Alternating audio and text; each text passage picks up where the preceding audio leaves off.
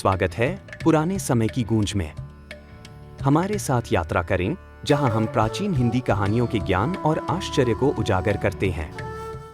हाँ, तो पिछली चर्चा जहाँ खत्म हुई थी ठीक वहीं से शुरू करते हैं। हमने राजा विक्रमादित्य के उस जवाब पर बात की थी।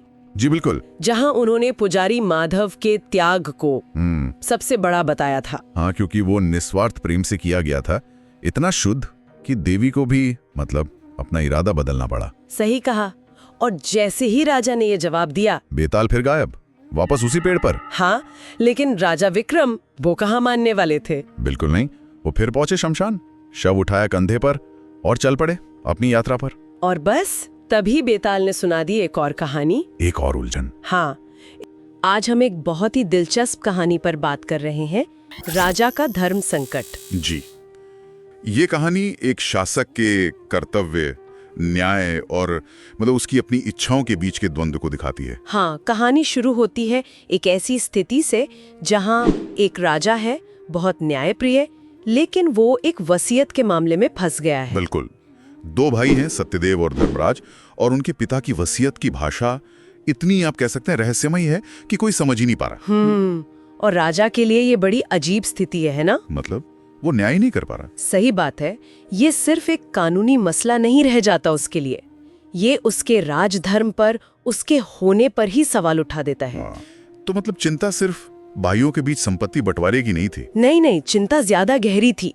राजा सोचता है कि अगर मैं अपनी प्रजा को न्याय नहीं दे सकता तो मेरे राजा होने का, मेरे शासन का अर्थ ही क्या है? ये बातों से बहुत परेशान करती है। समझ रही हूँ। और इसी परेशानी के बीच में कहानी में एक तरह का मोड़ आता है ना, एक पक्षी। हाँ, एक बड़ा अनोखा चमकीला सा पक्षी आता है राजा के पास। और वो कोई साधारण पक्षी नहीं लगता। वो बोलता भी है शायद। जी हाँ, इंसानों की तरह बात करता है। और वो राजा से कहता है कि मैं तुम्हारी ये वसीयत वाली गुत्थी सुलझा दूंगा। अच्छा, पर कोई शर्त भी होगी?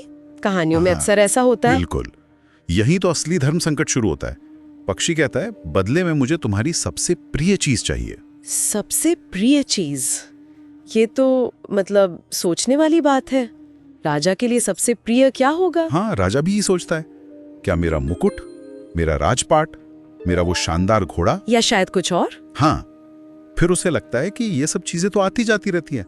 असली चीज तो प्रजा का विश्वास है, और वो विश्वास न्याय से ही आता है। अच्छा। हाँ, तो वो सोचता है कि न्याय के लिए, प्रजा के विश्वास के लिए कोई भी कीमत सही है, और वो पक्षी की शर्त मान लेता है, बिना ये जाने कि वो चीज है क्या असल में। हाँ, ये जानते हुए कि कुछ व्यक्तिगत नुकसान हो सकता है, पर वो तैयार हो जाता है। लेकिन फिर जो पक्षी मांगता है वो तो राजा ने सोचा भी नहीं होगा। बिल्कुल, पक्षी कहता है, तुम्हारी सबसे प्रिय चीज तुम्हारा अपना जीवन है, तुम्हें अपने प्राण देने होंगे। अरे, ये तो बहुत बड़ा झटका लगा होगा राजा को। यकीनन। एक पल के लिए तो वो शायद हिचकिचाया भी होगा, भाई जान किसको प्यारी नहीं होती। हाँ बिल्कुल। पर फिर उसे अपना कर्तव्य याद आता है, अपनी प्रजा, वो भाई जिनका न्याय अटका हुआ है, वो सब याद आता है। उसे लगता है कि उसका जीवन शायद न्याय से बढ़कर नहीं है। हाँ, उसे लगता है कि राजधर्म निभाने के लिए, न्याय स्थापित करने के लिए ये जरूरी है।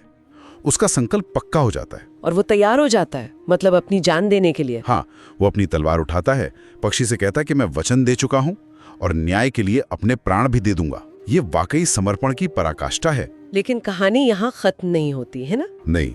जैसे ही राजा खुद पर वार करने वाला होता है, वो पक्षी उसे रोक देता है। क्यों?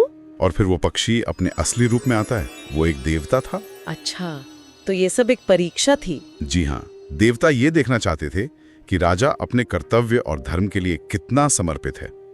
क्या वो सच में न्याय को अपने जीवन से भी ऊपर रखता है? तो असल मुद्दा ये नहीं था कि वो मरे, बल्कि ये कि क्या वो मरने को तैयार है, उसकी नीयत देखी जा रही थी। बिल्कुल सही।